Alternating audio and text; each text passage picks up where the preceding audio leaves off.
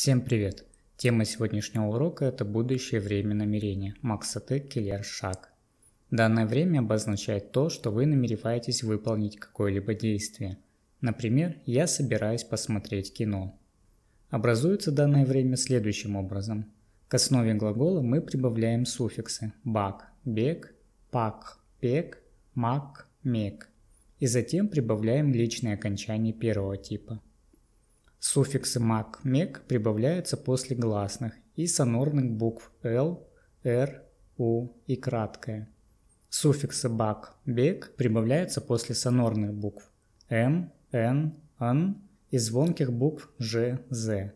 И суффиксы пак, пек прибавляются после глухих согласных, а также букв б, в, г, д. Рассмотрим это все на примерах. И первый пример – я кино собираюсь смотреть. То есть я намереваюсь выполнить действие, в данном случае посмотреть кино. Предложение будет звучать «мен кино көрмекпін». В данном случае мы используем глагол көру – «смотреть». Основа глагола будет звучать как көр. Так как основа глагола заканчивается на сонорную «р», то в данном случае мы прибавляем суффикс мек. И далее прибавляем личное окончание первого типа, в данном случае окончание «пын». Так как слово у нас мягкое, то и личное окончание мы прибавили также мягкое. Следующий пример. Он письмо собирается написать. Ол хат жазбак. В данном случае мы используем глагол жазу – писать. Основа глагола у нас будет звучать как жаз. И в данном случае мы прибавляем суффикс бак.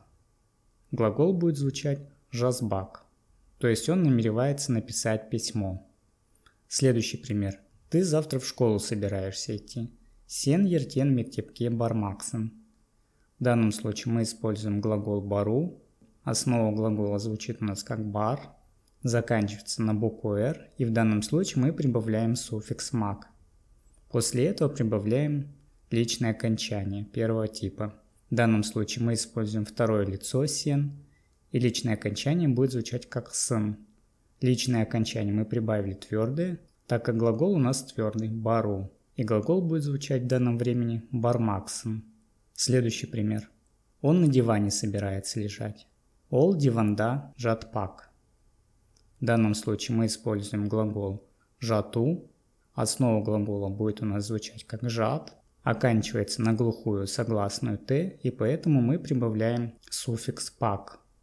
Глагол будет звучать как жатпак. То есть все эти примеры показывают, что кто-то намеревается выполнить какое-либо действие. Также для обозначения, что действие необходимо выполнить, могут присоединяться суффиксы «ш» или «ши», как в следующих примерах. Он письмо должен написать, то есть он обязан выполнить это действие. Или это действие необходимо ему выполнить. Глагол будет звучать как «жазбакшы», а предложение целиком будет звучать «ол хат жазбакшы». Он письмо должен написать. Следующий пример. Я в город должен поехать. Мен калада бармакшиман. То есть я должен выполнить данное действие. Должен поехать в город. В данном случае мы используем глагол бару. Основа глагола у нас будет звучать как бар. Далее мы прибавляем суффикс мак. После этого мы прибавляем суффикс ш, показывая тем, что мы должны выполнить данное действие. И после этого мы прибавляем личное окончание. И предложение будет звучать «мен калада бармакшиман».